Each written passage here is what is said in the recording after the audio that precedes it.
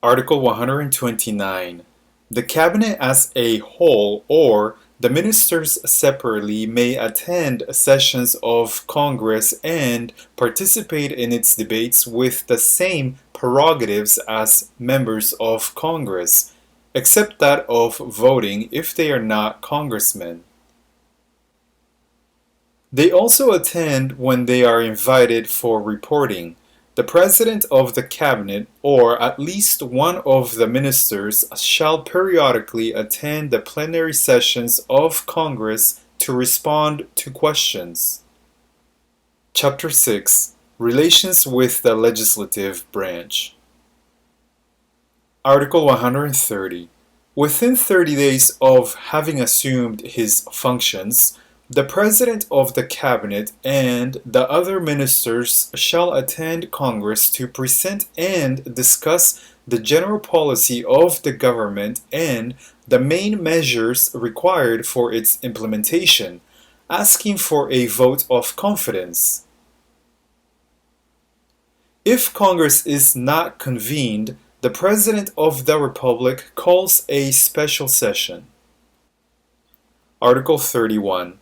Attendance is compulsory for the Cabinet or any of the ministers whenever Congress calls upon them for interpellation. Interpellation is made in writing and shall be submitted by at least 15% of the legal number of congressmen. For its introduction, at least a third of the number of qualified congressmen is required. A vote must be taken at the following session. Congress determines the date and time for ministers to respond to interpellation. This may not occur or be voted upon before the third or after the 10th day following its submission. Article 132. Congress makes effective the political liability of the Cabinet or of each minister individually through a vote of no confidence or by defeating a vote of confidence. The latter may only be proposed by ministerial initiative. Any motion of no confidence against the Cabinet or any minister shall be introduced by at least 25% of the legal number of congressmen. It is subject to debate and a vote between the 4th and 10th calendar day following its introduction. Its approval requires the vote of over half the legal number of congressmen. A censured cabinet or minister must resign. The President of the Republic shall accept the resignation within the subsequent 72 hours.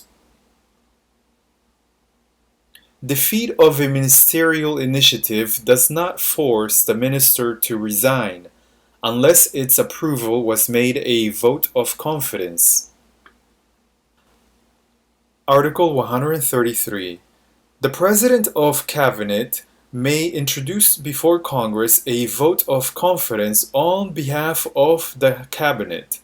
A total cabinet crisis occurs if the confidence is rejected or the President of Cabinet is censured, or if he resigns or is removed by the President of the Republic.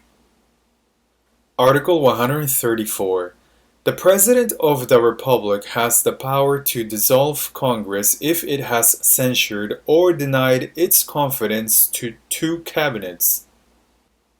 The dissolution decree shall contain a call for the election of a new Congress.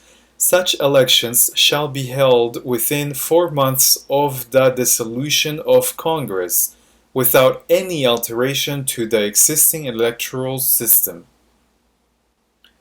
Congress may not be dissolved during the last year of its term. Once Congress is dissolved, the Permanent Assembly, which may not be dissolved, continues exercising its functions. There is no other form to revoke the parliamentary mandate. Under a stage of siege, Congress may not be dissolved. Article 135. When the new Congress convenes, it may censure the Cabinet or deny it a vote of confidence once the President of the Cabinet has explained the acts of the executive branch before Congress during the parliamentary interregnum. During the interregnum, the executive branch legislates through emergency decrees, which it submits to the Permanent Assembly for examination and eventual submission to Congress once it reconvenes. Article 136.